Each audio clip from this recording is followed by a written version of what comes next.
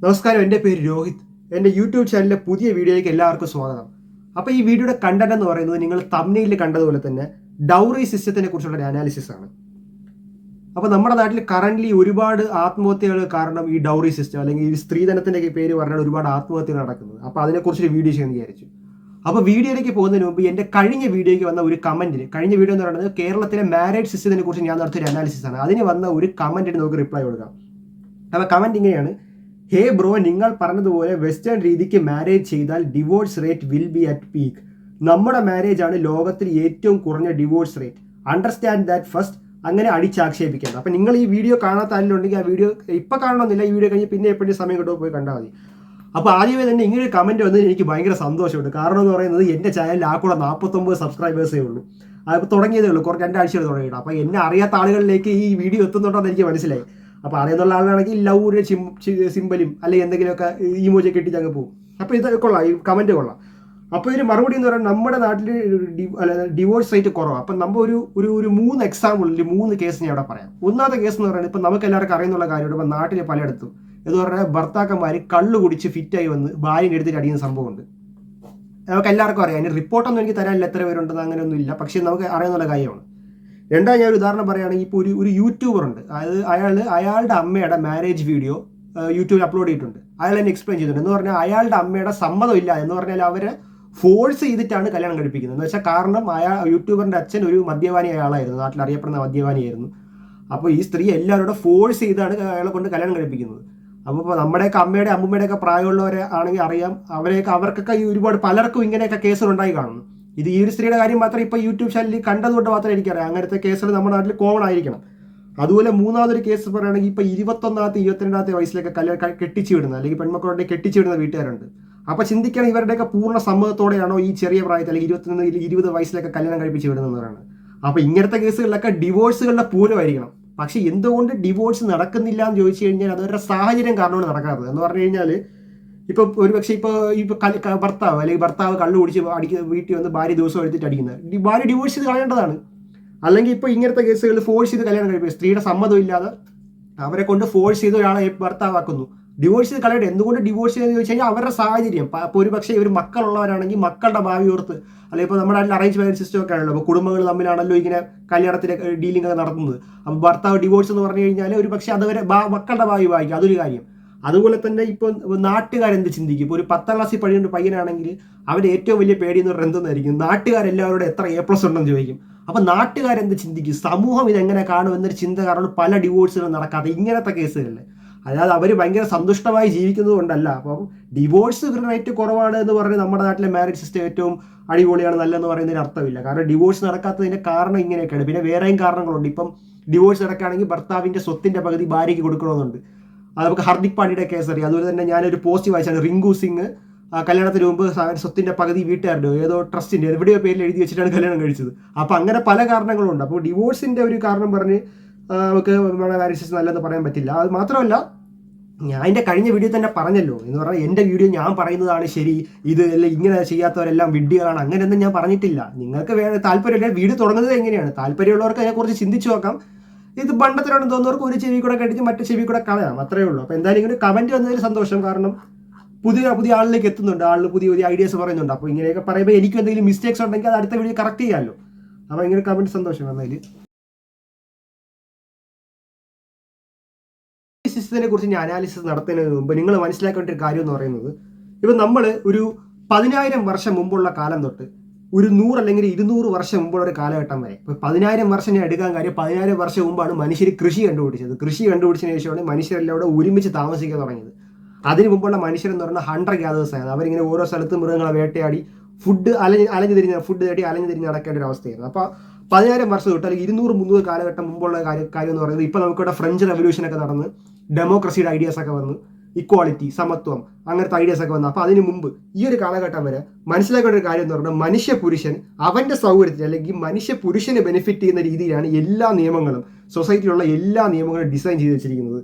Even മതത്തിലുള്ള നിയമങ്ങൾ പോലും അങ്ങനെ തന്നെയാണ് ഡിസൈൻ ചെയ്ത് വെച്ചിരിക്കുന്നത്. ഇപ്പോൾ ആ ഒരു നിയമങ്ങൾക്ക് അല്ലെങ്കിൽ ആ ഒരു സിസ്റ്റത്തിന് അതിൽ ശരിയുണ്ടോ തെറ്റുണ്ടോ, അത് ശരിയാണോ, അത് ന്യായമാണോ, അന്നൊന്നും പ്രസക്തിയില്ല. അപ്പം ചില ആളുകൾ എന്ന് പറയുന്നത് ആ ഒരു സിസ്റ്റം അത് ഇങ്ങനെ ഫോളോ ചെയ്ത് വന്നുകൊണ്ടിരിക്കുകയാണ്. ഇപ്പോൾ ഇതിനെക്കുറിച്ച് അല്ലെങ്കിൽ ഡൗറി സിസ്റ്റത്തിനെ കുറിച്ച് അനാലിസിസ് നടത്തണമെങ്കിൽ നിങ്ങൾ മനസ്സിലാക്കേണ്ട ഒരു കാര്യം എന്ന് പറഞ്ഞു കഴിഞ്ഞാൽ ഇപ്പോൾ നമ്മൾ മനുഷ്യരെല്ലാവരും ഹോമോസാപ്പിയൻസ് ആണ്. ഹോമോസാപ്പിയൻസ് ഈ ഭൂമിയിൽ 3 ലക്ഷം വർഷങ്ങളായിട്ടുണ്ട്. അപ്പോൾ ഞാൻ നേരത്തെ പറഞ്ഞ പോലെ തന്നെ കൃഷി കണ്ടുപിടിച്ചിട്ട് 10,000 വർഷങ്ങളെ ആയിട്ടുള്ളൂ. ബാക്കി 2,90,000 വർഷങ്ങൾ അവർ ഹണ്ടർ ഗ്യാദേഴ്സ് ആയിരുന്നു.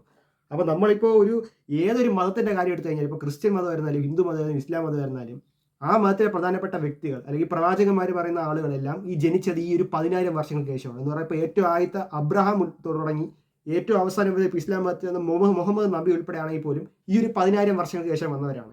അപ്പോൾ 2,90,000 വർഷങ്ങൾ മനുഷ്യരും മതമില്ലാതെ അല്ലെങ്കിൽ ദൈവവിശ്വാസം ഇല്ലാതെയാണ് ജീവിച്ചത്. അപ്പോൾ സ്ത്രീധനത്തിൻ്റെ കാര്യം പറയുമ്പോൾ നിങ്ങൾ വിചാരിക്കും എന്തിനാണ് ഞാൻ ഈ സ്ത്രീധനത്തിൻ്റെ കാര്യം പറയുമ്പോൾ ഈ പ്രവാചകന്മാരെയും അല്ലെങ്കിൽ ഈ മതങ്ങളെ കണക്ട് ചെയ്തതെന്ന് വിചാരിക്കും. അത് എന്നെ അടുത്തറിയുന്ന ആളുകൾക്ക് ഇപ്പോഴേ മനസ്സിലായിക്കാണ് എന്താണ് പറഞ്ഞു വരുന്നതെന്ന്. അറിയാത്ത ആളുകൾക്ക് വീഡിയോ ലാസ്റ്റ് ആകുമ്പോൾ മനസ്സിലാവും. അപ്പോൾ നമ്മുടെ നാട്ടിൽ ഒരു ഫാമിലി ഒരു പെൺകുട്ടി ഉണ്ടെങ്കിൽ അവൾക്കൊരു 20 അല്ലെങ്കിൽ 26 പല റേഞ്ചിൽ അവർ എന്താ വെച്ചാൽ വീട്ടുകാരെ കല്യാണം കഴിപ്പിച്ച് ഭർത്താവിൻ്റെ വീട്ടിലോട്ട് അയക്കും. അതിൻ്റെ കൂടെ പണവും അല്ലെങ്കിൽ സ്വർണവും അങ്ങോട്ട് കൊടുക്കും. അപ്പം ഞാൻ ഇവിടെ ഒരു സംഭവം പറയാൻ ആഗ്രഹിക്കുകയാണ്. ഇപ്പം ഞാൻ ഇവിടെ ന്യൂസിലൻഡിൽ വന്നത് 2024 ജൂലൈയിലാണ്. അപ്പോൾ 2 ഇൻടേക്ക് ഉണ്ട്. അത് കഴിഞ്ഞ് അടുത്ത ഇൻടേക്കിൽ വന്ന ഒരു കുട്ടിയെ കുറച്ച് മാസം മുമ്പ് ഞാൻ പരിചയപ്പെടാൻ ഇടയായി. അപ്പോൾ അവൾ പറഞ്ഞത് അവളുടെ അച്ഛന് 2 പെൺമക്കളാണെന്നാണ് പറഞ്ഞത്. അപ്പോൾ 2 പെൺമക്കളാകുമ്പോൾ അപ്പോൾ അദ്ദേഹം തന്നെ അവരെ ചെറുപ്രായം തൊട്ട് എന്തോന്ന് കല്യാണം കഴിക്കുന്ന ആളെ അങ്ങോട്ട് കൊടുക്കാൻ വേണ്ടി കുറച്ച് പൈസ ഇങ്ങനെ അവർക്ക് വേണ്ടി സമ്പാദിച്ചു വെച്ചതാണ്. അപ്പം ഞാൻ പറഞ്ഞു ഇപ്പോൾ ഇതൊക്കെ ഡൗറി സിസ്റ്റം ഒക്കെ തെറ്റാണെന്ന കാര്യം അറിയില്ലേ എന്ന് ഞാൻ ചോദിച്ചു. അപ്പോൾ അതറിയാം, പക്ഷേ അച്ഛൻ അങ്ങനെ ഒരു കാര്യം ചെയ്തിട്ടുണ്ടായിരുന്നു പറഞ്ഞു. അപ്പം നമ്മുടെ സൊസൈറ്റിയുടെ ഡിസൈൻ അല്ലെങ്കിൽ നമ്മുടെ സമൂഹത്തിന് ഡിസൈൻ ചെയ്യപ്പെട്ട ഒരു കാര്യം എന്ന് പറയുന്നത് ഇപ്പോൾ ഒരു പാരൻസിന് കൊച്ചു ജനിക്കുമ്പോൾ കൊച്ചാണാണെങ്കിൽ അവർക്ക് ബെനിഫിറ്റ് ചെയ്യുന്ന രീതിയിലും കൊച്ചു പെണ്ണാണെങ്കിൽ അവർക്കൊരു ബാധ്യത വരുന്ന രീതിയിലുമാണ് ഈ സൊസൈറ്റി ഡിസൈൻ ചെയ്യപ്പെട്ടിരിക്കുന്നത്. സൊസൈറ്റി ഡിസൈൻ ചെയ്യപ്പെട്ടതല്ല, മനുഷ്യപുരുഷൻ മുമ്പുണ്ടായിരുന്ന ആളുകളോട് ജീവിച്ചിരുന്ന പൂർവികർ അങ്ങനെ ഡിസൈൻ ചെയ്ത് വെച്ചു എന്ന് വേണം പറയാൻ.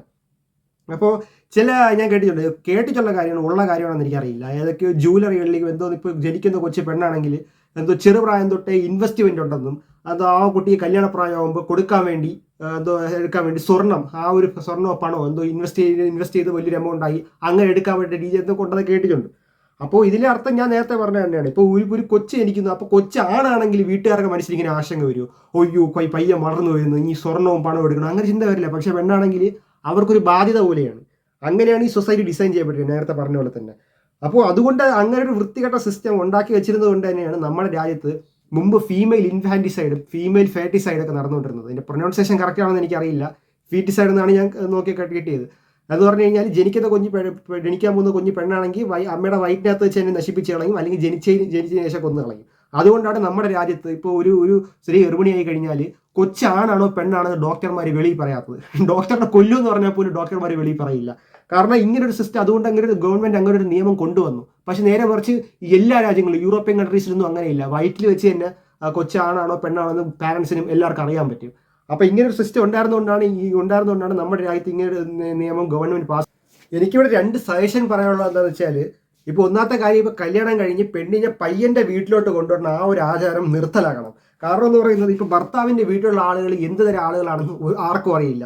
ഇപ്പോൾ പയ്യൻ്റെ വീട്ടിൽ വന്ന് അവിടെ അവർക്ക് ഫ്രീഡം ഉണ്ടോ, അതോ ഇനി വീട്ടുകാരെ തൊട്ടത് ഒരു ജോലിക്കാരിയായിട്ടാണോ കാണുന്നത്, അതോ ഈ സ്ത്രീധനത്തിൻ്റെ പേരിൽ പറഞ്ഞ് ടോർച്ചർ ചെയ്യോ, അങ്ങനെ ഒരു ആത്മഹത്യയൊക്കെ നടക്കുന്നത് വീട്ടുകാർ സ്ത്രീധനത്തിൻ്റെ പേരിൽ ടോർച്ചർ ചെയ്യുന്ന ആളാണോ, ഇതൊന്നും അറിയില്ല. ഇപ്പം ഞാൻ കുറച്ച് മാസങ്ങൾക്ക് മുമ്പ് ന്യൂസിൽ കണ്ടതാണ് ഇപ്പം കല്യാണം കഴിക്കാൻ വേണ്ടി ഞാൻ കിട്ടായില്ലെന്നാണ്. എന്ന് പറഞ്ഞാൽ ഇപ്പോൾ എന്തുകൊണ്ടിട്ടില്ലെന്ന് ചോദിച്ചു കഴിഞ്ഞാൽ അവർക്ക് തന്നെ മനസ്സിലായി. ഇപ്പോൾ ഓരോരുത്തർക്ക് സ്വന്തമായിട്ട് ജോലിയായി, അപ്പോൾ ഭർത്താവിൻ്റെ വീട്ടിൽ പോയി അവിടെ അടിമയായിട്ട് ജീവിക്കേണ്ട കാര്യമില്ലല്ലോ. അപ്പം ഞാൻ പറയുന്ന ഒന്നാമത്തെ കാര്യം എന്ന് പറയുന്നത്, ഈ കല്യാണം കഴിഞ്ഞ് കഴിഞ്ഞാൽ അവർ സ്പ്ലിറ്റ് ചെയ്യണം. കാരണം ഭർത്താവിൻ്റെ വീട്ടിൽ വന്നു കഴിഞ്ഞാൽ അവിടെ എന്ത് തരം ആളാണെന്ന് നമുക്കറിയില്ല, നേരത്തെ പറഞ്ഞ പോലെ തന്നെ. അതുപോലെ തന്നെ ഞാനൊരു ബ്ലോഗർ പറഞ്ഞ ഒരു കാര്യമാണ്, അവരുടെ പേരോ ഒന്നും അറിയില്ല, അവർ യൂട്യൂബർ ആണെന്ന് അറിയില്ല. യൂട്യൂബ് ചാനൽ കണ്ടിട്ട് ഒരു ഭാര്യയും ഭർത്താവാണ്. അപ്പോൾ അതിൽ ആ ഭർത്താവ് പറയുന്ന കാര്യം എന്താണെന്ന് വെച്ച് കഴിഞ്ഞാൽ, ഇപ്പോൾ കല്യാണം കഴിഞ്ഞ് ഇപ്പോൾ പെണ്ണ് പയ്യൻ്റെ വീട്ടിലോട്ട് വരുമ്പോൾ പെണ്ണിൻ്റെ വീട്ടുകാർക്ക് ദുഃഖമാണ്. കാരണം എന്ന് പറഞ്ഞു കഴിഞ്ഞാൽ അവർക്ക് നഷ്ടപ്പെടുന്നു, പക്ഷേ പയ്യൻ്റെ വീട്ടുകാർക്ക് ബെനിഫിറ്റാണ്. അപ്പം ഇവർ എന്ത് ദുഃഖം അനുഭവിക്കുന്നു അതുപോലത്തെ ഒരു സംഭവം ഇവർ അത് അറിയേണ്ടതല്ലേ, പയ്യൻ്റെ വീട്ടുകാരും അറിയേണ്ടതല്ലേ, ഇങ്ങനൊരു ചോദ്യം അവർ ചോദിക്കുന്നുണ്ട്. അപ്പോൾ കറക്റ്റായിട്ട് ഓർമ്മ കിട്ടില്ല വരികൾ, ഇങ്ങനെ ഒരു അർത്ഥത്തിലാണ് എനിക്ക് മനസ്സിലായത്. അപ്പോൾ അത് ഒരു യൂട്യൂബറാണ്, ആരാണെന്ന് എനിക്ക് കറക്റ്റായിട്ട് അറിയില്ല. അപ്പോൾ പറഞ്ഞ കാര്യം ന്യായമാണ്, അത് പോയിന്റാണ്. അതുപോലെ തന്നെ ഈ സ്പൂൺ ഫീഡിങ് സിസ്റ്റം ഞാൻ കഴിഞ്ഞ വീഡിയോ പറഞ്ഞതാണ്. എന്ന് പറഞ്ഞാൽ ഇവിടുത്തെ അല്ലെങ്കിൽ യൂറോപ്യൻ കൺട്രി സിസ്റ്റം എന്ന് പറഞ്ഞാൽ 18 വയസ്സ് കഴിഞ്ഞാൽ അവരുടെ അഡൽട്ടാണ്. അപ്പോൾ എല്ലാ കാര്യങ്ങളും സ്വന്തമായിട്ട് ചെയ്യേണ്ടതാണ്. അപ്പോൾ നമ്മുടെ നാട്ടിലെന്ന് പറഞ്ഞു കഴിഞ്ഞാൽ ഇപ്പോൾ ഈ പൊതുവെ നാടുകളിൽ അല്ലെങ്കിൽ ഇന്ത്യയിൽ അല്ലെങ്കിൽ കേരളത്തിൽ എവിടെയെങ്കിലും. ഇപ്പോൾ ഈ സാധാരണ ഈ സഹോദരങ്ങൾ തമ്മിലുള്ള പ്രശ്നം വരുന്നതെന്ന് പറയുന്നത് ഈ ആൻസെസ്ട്രൽ പ്രോപ്പർട്ടിയുടെ പേരിലാണ്. എന്ന് പറഞ്ഞാൽ അവർക്ക് സ്ഥലം കുറഞ്ഞു പോയി, ഇവർക്ക് നല്ല സ്ഥലം കിട്ടി. അപ്പോൾ ഈ കുട്ടികളെ ചെറുപ്പം മുതലേ സ്വന്തമായിട്ട് കാര്യങ്ങൾ ചെയ്യാൻ ശീലിപ്പിക്കണം. ഇപ്പം ഞാൻ എങ്ങനെയാണ്, ഇപ്പം ഞാനിവിടെ എനിക്ക് 23 വയസ്സാണ്, ഞാൻ ന്യൂസിലൻഡിൽ വന്നു. അപ്പം ഞാൻ എൻ്റെ ഇപ്പം എൻ്റെ എക്സ്പെൻസസ് മാനേജ് ചെയ്തതെന്ന് പറഞ്ഞാൽ ഇവിടെ തന്നെ പാർട്ട് ടൈം ജോലി കിട്ടി. ഇവിടെ തന്നെ കിട്ടുന്ന വരുമാനം കൊണ്ടാണ് ഞാൻ ഈ റെൻ്റ് അടയ്ക്കുന്നതും സേവിങ്സ് ഉണ്ടാക്കുന്നതല്ല. അപ്പം ഞാനിപ്പോൾ ഫിനാൻഷ്യലി ഇൻഡിപെൻഡൻ്റ് ആണ്. അതുപോലെ നമ്മുടെ 18 വയസ്സ് കഴിഞ്ഞപ്പോൾ നമ്മുടെ നാട്ടിൽ എല്ലാം അങ്ങനെ ചെയ്യിപ്പിക്കണം. ഞാൻ എൻ്റെ കഴിഞ്ഞ വീഡിയോ തന്നെ പറഞ്ഞതാണ്. ഇപ്പം ഈ പയ്യന് പെണ്ണാലോചിക്കണ വീട്ടുകാർ തന്നെ കല്യാണം തപ്പിയിട്ട് അവർ തന്നെ വലിയൊരു തുക മുടക്കി കല്യാണം നടത്തുന്നു. അപ്പം ആ ഒരു സിസ്റ്റം ഇല്ലാതെ, ഈ സ്പൂൺ ഫീഡിങ് സിസ്റ്റം ഇല്ലാതെ സ്വന്തമായിട്ട് ഓരോ കാര്യങ്ങൾ ചെയ്യിപ്പിക്കാൻ ശീലിപ്പിക്കണം. അതാണ് ഈ രണ്ടാമത് പറയാനുള്ളത്. രണ്ടാമത്തെ ഒരു 2 കേസുകൾ അനലൈസ് ചെയ്യുകയാണെങ്കിൽ, ഒന്നാമത്തെ കേസ് എന്ന് പറയുമ്പോൾ ഞാനൊരു പോസ്റ്റർ കണ്ട എന്ന് പറഞ്ഞു കഴിഞ്ഞാൽ ഒരു പെണ്ണിങ്ങനെ പോസ്റ്റ് പിടിച്ചോണ്ട് ഒരു ബോർഡ് പിടിച്ചിരിക്കുക, അതിൽ എഴുതിയിരിക്കുന്നത് സ്ത്രീധനം നോക്കുന്ന പയ്യന് ആവശ്യമില്ല. അപ്പോൾ വേറെ ആളുടെ ഒരു പോസ്റ്റാണ്, പയ്യൻ്റെ ജോലി നോക്കി വരുന്ന പെണ്ണിന് ആവശ്യമില്ല, ഗവൺമെൻറ് ജോലിയാണോ എന്ന്. അപ്പോൾ എനിക്ക് പറയാനുള്ള ഇതേ കാര്യം തന്നെയാണ്. എന്ന് പറഞ്ഞു കഴിഞ്ഞാൽ സ്വന്തമായിട്ട് ഓരോ കഴിവ് ഡെവലപ്പ് ചെയ്ത് സ്വന്തമായിട്ട് വരുമാനം കണ്ടെത്തി സ്വന്തമായിട്ട് സ്റ്റേബിളായിട്ട് നിൽക്കാനുള്ള പരിശ്രമങ്ങൾ, അല്ലെങ്കിൽ അതിനുള്ള ട്രെയിനിങ് കൊടുത്തു പറഞ്ഞു. അല്ലാതെ ഇപ്പോൾ കല്യാണത്തിന് ഇപ്പോൾ പണക്കാരനാവാൻ വേണ്ടി അല്ലെങ്കിൽ എന്തെങ്കിലും ഒരു ബെനിഫിറ്റിന് വേണ്ടി കല്യാണം കഴിക്കുക, മറ്റൊരാളുടെ ജീവിതം നശിപ്പിക്കുക, അതൊന്നും ശരിയായ കാര്യമല്ല. അതുപോലെ രണ്ടാമതൊരു പോയിന്റ് എന്ന് പറയുന്നത്, ഈ ചില ആളുകൾ, അതൊരു ഷോർട്ട് ഫിലിമിനോട് എനിക്ക് മനസ്സിലായ കാര്യമാണ് ഒരു സ്ത്രീധനത്തെക്കുറിച്ച്. എന്ന് പറഞ്ഞാൽ ഈ ഗവൺമെൻറ് ജോലിയുള്ള ആളുകൾ, അപ്പോൾ അതിന് പഠിച്ചിത്ര ജോലിയുണ്ട്, അപ്പം സ്ത്രീധനം ആവശ്യപ്പെടുന്നില്ല, പക്ഷെ അവർ എക്സ്പെക്ട് ചെയ്യുന്നുണ്ട്. അപ്പോൾ അങ്ങനത്തെ കേസുകളിൽ ഞാൻ പറയും, ഇപ്പം പെണ്ണിനെ കല്യാണം കഴിക്കുന്ന അങ്ങോട്ട് പൈസ കൊടുത്ത് കിട്ടിയാൽ അതിന് വേറെ തെറ്റൊന്നുമില്ല. കാരണം എന്ന് പറയുന്നത് അവരിങ്ങോട്ട് തരികയാണ്, അതിൻ്റെ കൂടെ പെണ്ണ് നഷ്ടപ്പെടുന്നതിൻ്റെ ദുഃഖം വീട്ടുകാർക്കും ഉണ്ട്. ഇപ്പം നമ്മൾ ഒരു കേസ് പറയാം, ഇപ്പം ചില ആളുകൾക്ക് ഈ അപകടത്തിലൊക്കെ പെട്ട് അല്ലെങ്കിൽ എന്തെങ്കിലും പ്രകൃതി ദുരന്തം വന്ന് മരിച്ചു വന്ന ആളുകൾക്കാണെങ്കിൽ ഗവൺമെൻറ് ചിലപ്പോൾ ജോലിയോ അല്ലെങ്കിൽ എത്രയും രൂപ ധനസഹായം എന്നൊക്കെ പറഞ്ഞു കൊടുക്കും. എന്തുകൊണ്ടാണ്? അവർക്ക് ആ ഒരു നഷ്ടം വന്നു, അതിനൊരു കോമ്പൻസേഷൻ ആയിട്ടാണ്. അപ്പോൾ അതുപോലെ തന്നെ വീട്ടുകാരെ ഇങ്ങോട്ട് അയക്കില്ല. അപ്പോൾ പെണ്ണിൻ്റെ വീട്ടുകാർക്ക് അങ്ങോട്ട് പൈസ കൊടുത്താൽ അത് പിന്നെ ന്യായമുണ്ട്. ഇത് പെണ്ണിനെ ഇങ്ങോട്ട് കൊടുത്തിട്ട് അവർ തന്നെ പെണ്ണിൻ്റെ പൈസയും കൊടുക്കുക, മുളയും കൊടുക്കുന്നു, അതുപോലെ തന്നെ പൈസയും കൊടുക്കുന്നു പറഞ്ഞാൽ അത് 100% നോൺസെൻസ് ആണ്. ഇനി നമുക്ക് ഈ മതങ്ങളിൽ എങ്ങനെയാണ് ഈ മെയിൽ ഡോമിനൻസ് പറഞ്ഞത്? അതായത് ഞാൻ ആദ്യം പറഞ്ഞ കാര്യം, അത് അബ്രഹാത്തിൻ്റെയും നബിയുടെയും കാര്യം പറഞ്ഞിട്ട് എന്തിനാണ് പറഞ്ഞതെന്ന്, അത് വരുന്നത് എങ്ങനെയാണെന്ന് നമുക്ക് നോക്കാം. അപ്പം ഞാനൊരു മതത്തിനെയും ടാർഗറ്റ് ചെയ്ത് ആക്രമിക്കുന്നതൊന്നുമല്ല. ഞാൻ എല്ലാ മതങ്ങളിലും 3 മതങ്ങളിലെയും കേസ് ഞാൻ ഇവിടെ അനലൈസ് ചെയ്യുന്നതാണ്. എന്ന് പറയുമ്പോൾ നമുക്ക് ഇപ്പോൾ ക്രിസ്ത്യാനിറ്റിയും ജൂതമതത്തിലും കോവായിട്ടിലാണ് ഇപ്പം ബൈബിൾ. അപ്പോൾ ഇതിൽ കാര്യമാണ്. ഇപ്പോൾ ഒന്നാമത്തെ കാര്യം എന്ന് പറയുന്നത്, ഇപ്പം നമ്മുടെ തുടക്കം എന്ന് പറഞ്ഞാൽ ദൈവം മണ്ണ് കുഴച്ച് ആദ്യത്തിനുണ്ടാക്കി, അതിൽ ഊതി കൊടുത്തപ്പോൾ ആദ്യത്തിന് ജീവൻ വന്നു. ആദ്യത്തിന് കൂട്ടിലെന്ന് വെച്ചപ്പോൾ ആദ്യത്തിനെ ഉറക്കി കിടത്തിയിട്ട് ആദ്യത്തിൻ്റെ വാരിയെല്ലെടുത്ത് ഹവ്വ ഉണ്ടാക്കിയെന്നാണ്. ഒന്നാമത്തെ കാര്യം എന്ന് പറയുന്നത് ഇതൊരു കഥ മാത്രമാണ്. ഇതിന് ഒരു തെളിവില്ലെന്നല്ല, ഇത് തെറ്റാണെന്നുള്ളത് തെളിവുണ്ട്. എന്ന് പറഞ്ഞാൽ ഈ ലോകത്ത് എന്ത് മൃഗങ്ങളും, അതിപ്പോൾ മനുഷ്യനായിരുന്നാലും പുലിയായിരുന്നാലും ഏത് മൃഗവും പരിണമിച്ചുണ്ടായതാണ്. എന്ന് പറഞ്ഞപ്പോൾ മനുഷ്യരും ചിമ്പാൻസിയും, അല്ലെങ്കിൽ മനുഷ്യൻ, ചിമ്പാൻസി, ഗൊറില്ല, ഇതെല്ലാം ഒരു ആൻസെസ്റ്റർ എന്ന് പരിണമിച്ചത്. മനുഷ്യൻ കുരങ്ങനും എന്നല്ല പരിണമിച്ചു വന്നത്, മനുഷ്യരും കുരങ്ങനും ഒരു ആൻസെസ്റ്റർ എന്നാണ് പരിണമിച്ചു വന്നത്. അതിൻ്റെ തെളിവാണ് മനുഷ്യരും കുരങ്ങും തമ്മിൽ DNA ഷെയർ ചെയ്യുന്നത്. മനുഷ്യരും ഗൊറില്ലയും തമ്മിൽ 98-99% DNA ഷെയർ ചെയ്യുന്നുണ്ട്. അതുപോലെ പുലിയും പൂച്ചയും തമ്മിൽ DNA ഷെയർ ചെയ്യുന്നുണ്ട്. അതായത് പുലിയും പൂച്ചയും ഒരു ആൻസെസ്റ്റർ എന്ന് പരിണമിച്ചു വന്നുകൊണ്ടാണ്. കഴുതയും കുതിരയും തമ്മിൽ DNA ഷെയർ ഉണ്ട്, അതും ഒരു ആൻസെസ്റ്റർ എന്ന് പരിണമിച്ചു വന്നുകൊണ്ടാണ്. അപ്പോൾ ഇത് പരിണാമത്തിന് തെളിവാണ്. അപ്പോൾ ഈ ഒന്നാമത്തെ കാര്യം ഒരു കഥ മാത്രമാണ്. ആദ്യത്തിൻ്റെ വാരിയിൽ നിന്നെടുത്ത് ഹവ്വ ഉണ്ടാക്കിയെന്ന് എന്ന് വെച്ചാൽ ആദ്യത്തിന് ഇതിൽ പല രീതിയിൽ ഇൻ്റർപ്രറ്റ് ചെയ്യാം. ചിലർ പറയുന്നത് വാരിയിൽ നിന്നായതുകൊണ്ട് സ്ത്രീ പുരുഷന് സമമാണെന്നാണ് പറയുന്നത്. പക്ഷെ അങ്ങനെയാണെങ്കിൽ കൂടിയും ബൈബിളിൽ ഉൽപ്പത്തി 3:16 എഴുതിയിട്ട് ഭർത്താവ് നിന്നെ ഭരിക്കുമെന്നാണ്. ഭർത്താവ് നിന്നെ ഭരിക്കും 3:16. അതൊക്കെ പഴയ നിയമത്തോട്ട് പുതിയ നിയമത്തിലോട്ട് വന്നാൽ പോലും അതാണ് 1 കൊറിന്ത്യൻസ് 11:7 അതിൽ പറയുന്നത് വെച്ച് കഴിഞ്ഞാൽ സ്ത്രീയുടെ ശിരസ് എന്ന് പറയുന്നത് ഭർത്താവാണ്. അതുകൊണ്ട് സ്ത്രീ പള്ളിയിൽ കയറുമ്പോൾ ഒരു ശിരസ് മറയ്ക്കണം. ഭർത്താവിൻ്റെ ശിരസ് എന്ന് പറയുന്നത് ദൈവമാണ്. അപ്പോൾ ഭർത്താവ് ശരി, അപ്പോൾ അവിടെയും മെയിൽ ഡോമിനൻസ് ആണ്. മൂന്നാമതൊരു കേസ് പറയുകയാണെങ്കിൽ Ephesians 5:22 ആണെങ്കിൽ ഭാര്യമാരെ ഭർത്താവിന് വിധേയപ്പെട്ട് ജീവിക്കണമെന്ന് എഴുതിയിരിക്കുന്നത്. അപ്പോൾ അത് കഴിഞ്ഞ് എഴുതിയിട്ടുണ്ട് മക്കളെ മാതാപിതാക്കൾക്ക് വിധേയപ്പെട്ട് ജീവിക്കണം. അത് പിന്നെയും കുഴപ്പമില്ല. കാരണം എന്ന് പറഞ്ഞാൽ 18 വയസ്സല്ലാത്ത കുട്ടിയാണെങ്കിൽ സ്വന്തമായിട്ട് തീരുമാനം എടുക്കാറായിട്ടില്ല. പക്ഷെ ഭാര്യ ഭർത്താവിന് വിധേയപ്പെട്ട് ജീവിക്കണം. അപ്പോൾ എന്താണിത് എന്ന് പറഞ്ഞാൽ, ഈ പല ആളുകളും മതങ്ങളെ അല്ലെങ്കിൽ മതം പ്രാകൃതമാണ് അതിനെ എതിർക്കുക എന്ന് പറയുന്നത്. ഇപ്പം മതങ്ങൾക്കോ, എല്ലാ മതങ്ങളും, ഇപ്പോൾ ഈ ക്രിസ്ത്യാനിറ്റിയെ കുറിച്ച് പറയുന്നത് എല്ലാ മതങ്ങൾക്കും ഈ ഡെമോക്രസിയെക്കുറിച്ചോ അല്ലെങ്കിൽ ഈ ജനാധിപത്യത്തിന് ഇക്വാളിറ്റിയെക്കുറിച്ചോ അല്ലെങ്കിൽ മനുഷ്യൻ്റെ പരിണാമത്തിനെ കുറിച്ചുള്ള അറിവ് ഇല്ലാതിരുന്നൊരു സമയത്താണ് ഈ മതങ്ങളൊക്കെ ഉണ്ടായത്. അപ്പോൾ ഇപ്പോൾ ഇങ്ങനത്തെ കേസിൽ ഭാര്യ ഭർത്താവിന് വിധേയപ്പെട്ട് ജീവിക്കണമെന്ന് പറഞ്ഞാൽ അതും മെയിൽ ഡോമിനൻസ് ആണ്. അപ്പം ഞാൻ കഴിഞ്ഞ വീഡിയോ ചെയ്തായിരുന്നല്ലോ എന്ന് പറഞ്ഞാൽ, ഇപ്പോൾ ഭാര്യയും ഭർത്താവും തമ്മിൽ ഇപ്പോൾ നമ്മുടെ കേരളത്തിൽ അറേഞ്ച് മാരേജ് സിസ്റ്റമാണ്, പൂർണ്ണമായി മനസ്സിലാക്കിയിട്ടല്ല കല്യാണം കഴിക്കുന്നത്. അപ്പോൾ ഭാര്യ ജ്ഞാനിയായ ഒരാളാണെങ്കിൽ ഭർത്താവ് അത്ര ബുദ്ധിയില്ലാത്ത ഒരാളാണെങ്കിൽ ജ്ഞാനിയായ ഭാര്യ ബുദ്ധി കുറഞ്ഞ ഭർത്താവിന് വിധേയപ്പെടണമെന്നാണോ എനിക്ക് അങ്ങനെയൊക്കെ അനലൈസ് ചെയ്ത് കഴിഞ്ഞാൽ ഇത് ഭയങ്കര കോംപ്ലക്സ് ആയിട്ട് പോകും. അത് പിന്നീട് ഭയങ്കര പ്രശ്നങ്ങളൊക്കെ പോകും. ഈ രണ്ടാമത് ഇസ്ലാം മതത്തിൻ്റെ കാര്യം പറയുകയാണെങ്കിൽ ഒരു പുരുഷന് 4 കല്യാണം കഴിക്കാം, പക്ഷെ സ്ത്രീക്ക് അത് പാടില്ല. അപ്പോൾ ഇത് ഇസ്ലാം മതത്തിലുള്ള ഒരാൾ എന്തുകൊണ്ടാണ് ഇങ്ങനെ വെച്ചിരിക്കണം എന്ന് ചോദിച്ചു കഴിഞ്ഞാൽ അവർ പറയും അത് അള്ളാഹു അങ്ങനെയാണ് തീരുമാനിച്ചതെന്ന് പറയും. ഇനി കുറച്ചും കൂടെ ഇസ്ലാം മതത്തിനെ കുറിച്ച് കൂടുതൽ അറിവുള്ള ഒരാളുടെ നിങ്ങൾ ചോദിക്കുകയാണെങ്കിൽ അത് എഴുതിയ കോണ്ടെക്സ്റ്റ് എന്ന് പറയുന്നത് യുദ്ധസമയത്ത് ഉണ്ടാക്കിയതാണ് എന്ന് പറഞ്ഞു കഴിഞ്ഞാൽ യുദ്ധസമയത്ത് ഒരുപാട് സ്ത്രീകൾ വിധവകളായി പോകും. അപ്പോൾ അവരെയൊന്നും അനാഥരായി ഒറ്റയ്ക്ക് വിടരുത് എന്നൊരു അർത്ഥത്തിലാണെന്ന് പറയും. പക്ഷെ നിങ്ങൾ കാര്യം മനസ്സിലാക്കേണ്ടത്, ഇപ്പം ഞാൻ ഈ ജോലി ചെയ്ത് ഒരു തവണ ഞാൻ ഒരു ബംഗ്ലാദേശുകാരനോട് ജോലി ചെയ്തിട്ടുണ്ട്. അപ്പോൾ അയാൾ എൻ്റെ ഫാമിലിയെ കുറിച്ച് ചോദിച്ചാൽ ഞാൻ പറഞ്ഞു അച്ഛൻ, അമ്മ, ഒരു അനിയത്തിയുണ്ട്. അപ്പം ഞാൻ തിരിച്ച് അയാളുടെ ഫാമിലിയെ കുറിച്ച് ചോദിച്ചപ്പോൾ അതൊക്കെ 2 അമ്മയുണ്ടെന്നാണ് പറഞ്ഞത്. ഒരു അച്ഛൻ 2 അമ്മ. അപ്പോൾ 2 അമ്മയോ ഞാനിട്ട് ഇപ്പോൾ ഒന്ന് അയാളുടെ യഥാർത്ഥ അമ്മയും അച്ഛന് 2ാമത്തെ ഭാര്യ. അപ്പോൾ അയാൾ പറയുന്നത് പല അച്ഛൻ സഹോദരൻ, അങ്ങനെ സഹോദരൻ, അനിയൻ, അങ്ങനെ പലർക്കും പല പല ഭാര്യമാരാണെന്നാണ് പറയുന്നത്. അപ്പം ഞാൻ ഇങ്ങനെ ചോദിച്ചത് ഇപ്പോൾ പുരുഷന്മാർക്ക് കല്യാണം കഴിക്കാം, സ്ത്രീകൾക്ക് ചെയ്യാൻ പാടില്ലെന്ന് ചോദിച്ചു. അത് ഇല്ല എന്ന് പറഞ്ഞു. അപ്പോൾ അതിന് കാരണം എന്താണ്? അത് ഇസ്ലാമിൽ അങ്ങനെയാണ്. അപ്പോൾ എന്ന് പറഞ്ഞാൽ ഇപ്പോൾ ഇതിൻ്റെ ഒരു ലോജിക്ക് എന്ന് പറയുമ്പോൾ ഒരു പുരുഷൻ 4 വിവാഹം കഴിക്കാമെങ്കിൽ അപ്പോൾ പുരുഷൻ വിവാഹം കഴിക്കുന്ന ഒരു ഭാര്യ, ആ ഒരു ഭാര്യ വേറൊരാളെ, ഇപ്പോൾ ഒരാളത്തെ കല്യാണം കഴിച്ച് ഭാര്യയായി കഴിഞ്ഞാൽ ആ ഭാര്യ വേറൊരാളുടെ ഭാര്യ ആവരുത്.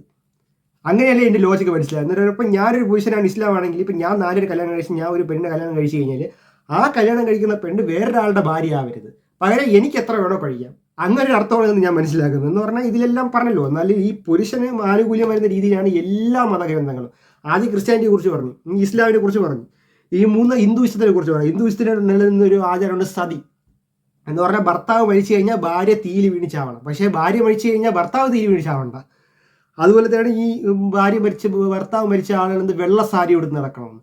അപ്പോൾ ഭർത്താവ് മരിച്ചു കഴിഞ്ഞാൽ സ്ത്രീ വെള്ള സാരി ഉടുത്ത് നടക്കണം, പക്ഷേ ഭാര്യ മരിച്ചു കഴിഞ്ഞാൽ ഭർത്താവ് വെള്ള വസ്ത്രം ധരിച്ച് നടക്കണമെന്ന് നിയമമില്ല.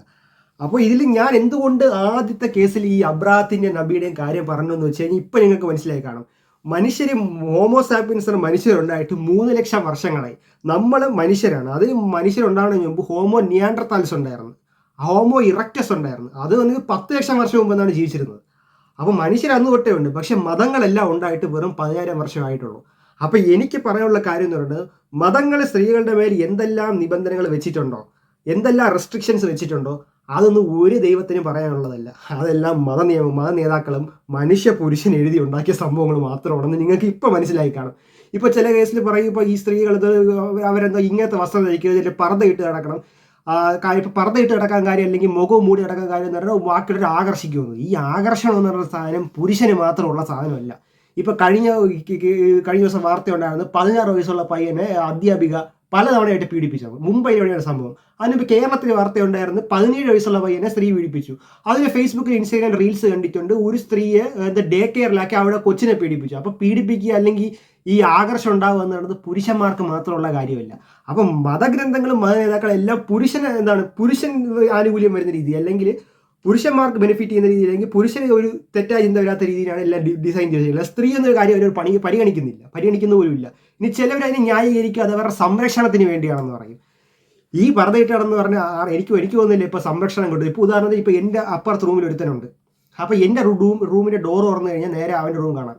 എനിക്കിപ്പോൾ അവനെ കൊല്ലണമെങ്കിൽ അവൻ പർദ്ദയിട്ട് കിടന്നാലും എനിക്ക് അവനെ കൊല്ലാൻ പറ്റും. അവൻ വെല്ലിംഗ്ടണിൽ ഓടി ഓക്ലൻഡിൽ പോയാൽ എനിക്ക് അവനെ കൊല്ലാൻ പറ്റും. അവൻ ഇവിടെ ഒന്ന് ഒളിച്ചിരുന്ന് ഡോർ അടച്ചിട്ടാൽ വാതിൽ ചവിട്ടി പൊടിച്ചിട്ടാണെങ്കിൽ എനിക്ക് അവനെ കത്തി കയറ്റി കൊല്ലാൻ പറ്റും. അപ്പോൾ അങ്ങനെയൊക്കെ വെറും ന്യായീകരണങ്ങൾ മാത്രമാണ്. അപ്പം ഞാൻ പറഞ്ഞു വരുന്ന കാര്യം വീണ്ടും റിപ്പീറ്റ് ചെയ്യുന്നു, മതങ്ങളും സമൂഹങ്ങളും സ്ത്രീയുടെ മേൽ വെച്ചിരിക്കുന്ന റെസ്ട്രിക്ഷൻ എന്ന് പറയുന്നത് അത് ഒരു ദൈവത്തിനും പറയാനുള്ളതല്ല. അത് മനുഷ്യ പുരുഷൻ ഡിസൈൻ ചെയ്തെടുത്ത കാര്യങ്ങൾ മാത്രമാണ്. അതിൻ്റെ തെളിവാണിത്. അപ്പോൾ വീഡിയോ അവസാനിക്കുന്നു. Thank you.